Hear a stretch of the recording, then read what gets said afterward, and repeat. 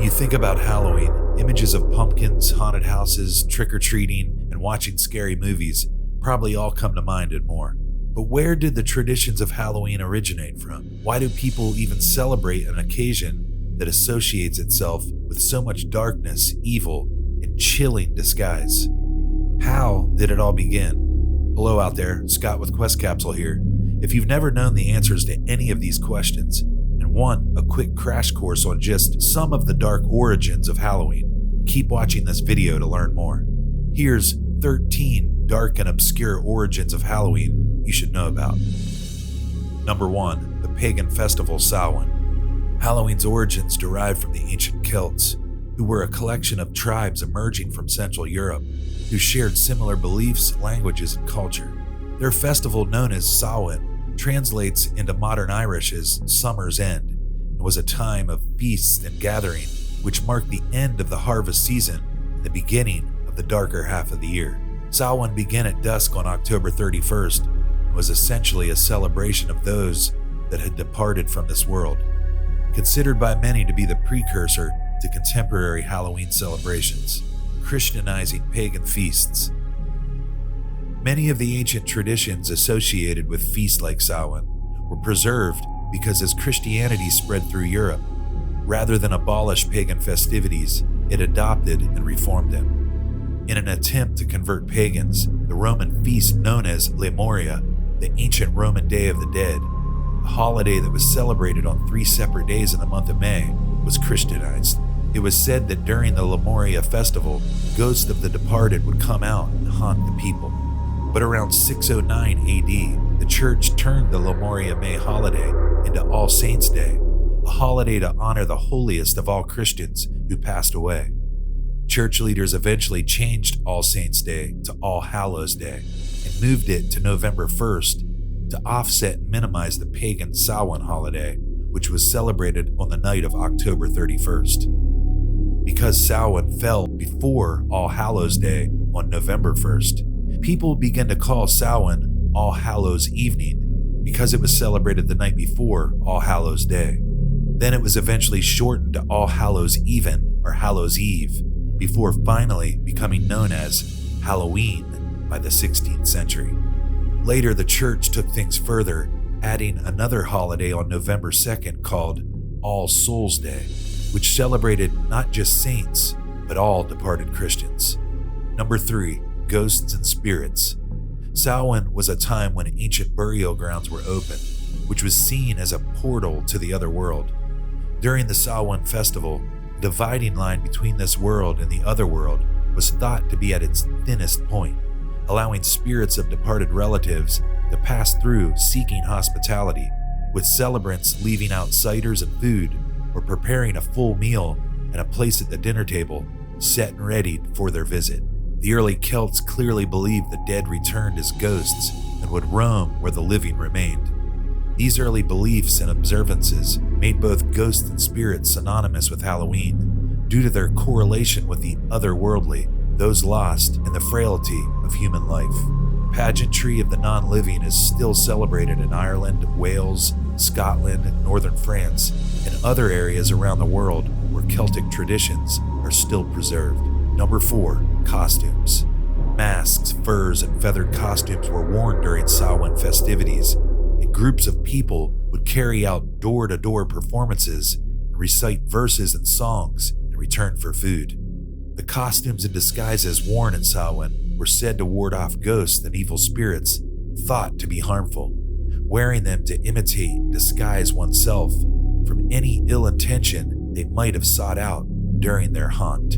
Early traces of costume wearing and other practices similar to our Halloween today. Number 5, masks. Rowdy, drunk attendees at the All Hallows Eve celebrations would become belligerent and a nuisance to the festivities honoring the departed.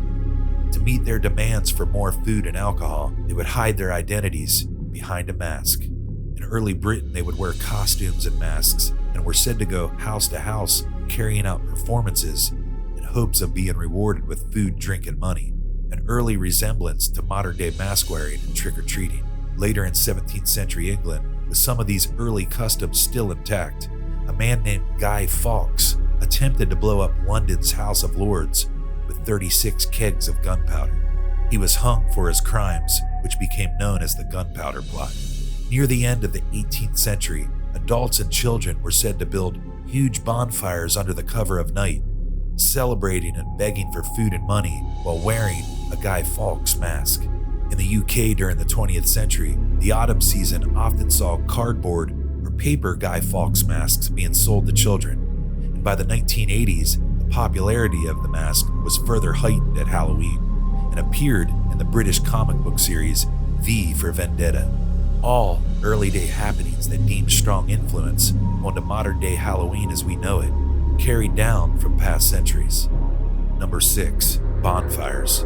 Ritual bonfires raged during Samhain, and early pagans and druids would burn crops and make sacrifices to Celtic deities.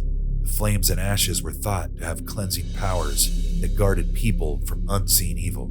When the festivities ended, they would relight the hearths at their homes, the festival bonfires, which they thought would protect them during the harshness of the upcoming winter season. Number 7. Witches. People in medieval times believed there were those possessed by demons and evil spirits. This led to many innocent people during that era being falsely accused of their supposed crimes. In the 16th century, the appearance of a witch was solidified. The accused were mostly comprised of women, who often lived alone or associated with few others in the mainstream public, and who were thought to be followers of a darker world. Healers and natural medicinal concoctors, they were seen as ungodly and otherworldly, and were oftentimes hunted down, captured, and killed. Common household cleaning items like a broom became associated with witches and were rumored to be used to exercise their wicked ploys and for flying. Simple kitchen cooking accessories like the cauldron were said to be used by them to mix devilish potions and incense. The country-style pointed hats commonly worn in those years morphed into a witch's hat, and a dark, well-known house pet that probably enjoyed the warmth of a nearby fireplace purred with gazing, glowing eyes as it stared. The black cat found its way into early witch fables, but even more so bizarre, it was believed that witches could transform into them to conceal their identity. All early time period mythology that would eventually inspire Halloween give it an even gloomier backstory and reputation. Number 8. Tricks. Mischief, pranks, and mayhem are embedded into the early 20th century fabric of Halloween tradition. On the night of Halloween, unfortunate and bothersome gimmicks took place, including graffiti and vandalizing for laughs, as well as deconstructing wagons, then reassembling and placing them on display on rooftops. Farm animals were set free when gates were removed as a prank pulled by adolescents. Other tricks included throwing rocks through windows, setting fires to buildings, and other Halloween evening destruction. The supposed dark and gloomy, tamer practices that Halloween once intertwined with in its formative years turned into a mischievous spree of crime and devastation. Number 9. Treats. On All Souls Day, priests would tell Christians to pray for souls trapped in purgatory, a place between heaven and hell.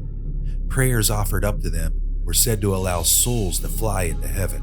This led to a medieval custom called souling, where children would beg for spiced cakes filled with raisins. These treats would be given in exchange for prayers for those trapped in purgatory. Although this act wasn't a direct correlation with trick-or-treating itself, a Halloween practice that is less than a century old, it definitely glares similarity to the modern-day act of going door to door asking for treats. To offset the mayhem that pranksters in the early 20th century would cause, residents used candy apples, popcorn balls, and baked goods to help ward off potential agitators to avoid being tricked. This would eventually evolve to more contemporary treats being offered at Halloween, like candy corn, Hershey's Kisses, Milky Way, Baby Ruth bars, amongst many new confectionery creations throughout the decades to come. Number 10. Jack-o'-lanterns. The modern-day carved pumpkin, or jack-o'-lantern, is an early European legend that actually derived from a fictional man nicknamed Stingy Jack, a town drunkard who was quite the greedy troublemaker. He was not allowed entry into hell for tricking the devil himself, and was condemned to wander the earth without a resting place forever. The devil was said to have had pity on Jack and threw him an ember from the pits of hell. Jack placed the burning coal inside a hollowed-out turnip and would use it as a lantern to light his path as he roamed through life aimlessly seeking rest. In old European customs, children would carefully carve out a jack-o'-lantern with turnips and place candles within it. Later, immigrants brought the jack-o'-lantern tradition to America. The turnip from the legend was replaced by the pumpkin due to its large round size and its plentiful harvest during the autumn season. The grin of jack-o'-lanterns mirror the face of a skeleton with its triangular eyes and nose hole, a trademark look and probably the most popular icon of the modern Halloween season. Number 11, bats. An eerie, flying, nocturnal mammal of the nighttime sky is a common, obvious fixture in the celebration of modern Halloween. More specifically oriented towards Halloween, the vampire bat. Known for being partial to blood for its survival, and even enjoying the swallow of human blood on occasion. Unlike other species of bats, vampire bats can walk, run, and jump, which makes things much easier for them to attach to their prey to feed. Without blood for more than 2 days, they will die. In the evening hours during the early days of man, the raging bonfires of pagan celebrations would have more than likely attracted insects, which in turn would attract bats, and they would have become a familiar sight during festivities. The only way to spot the quick, fluttering silhouette of a bat making an unwelcomed, low-flying appearance over sacred ritual grounds would have been by the light of fire. The bat's ominous appearance and notoriety for camouflaging itself amongst the dark skies of autumn made it a perfect, spooky symbol attached to Halloween. Number 12, vampires.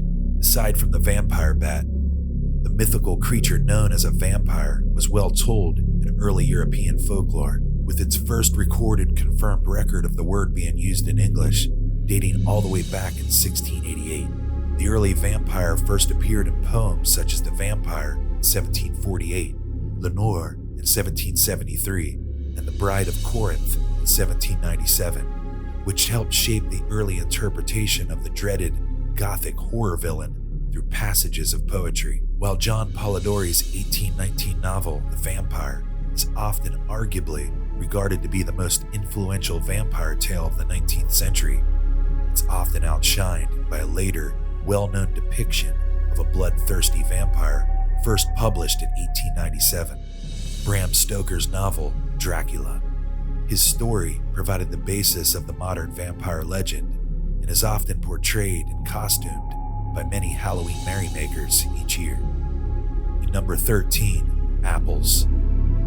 While pumpkins typically garner all the attention during Halloween, apples are also part of the history of the occasion, making many appearances through Celtic history and beyond. The legacy of this shiny red fruit birthed many customs related to romantic foretellings and various versions of a festive tradition well known and associated with Halloween, a game that has been played for many a century. One version of it included marking apples in secret and then dropping them into barrels of water. As the apples floated, the girl's potential lover would then dunk their heads into the water in their efforts to take a bite from one of them. The results were said to be a foretelling of who they would be joined with.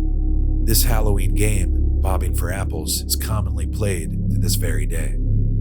If you enjoyed this content, be sure to like, share, comment, and consider subscribing to the Quest Capsule channel. And be on the lookout for more interesting top 10 style videos, vlog story documentaries, travel reviews, and other video content we put out for our fellowship of subscribers and viewers out there just like you. See you on the next one.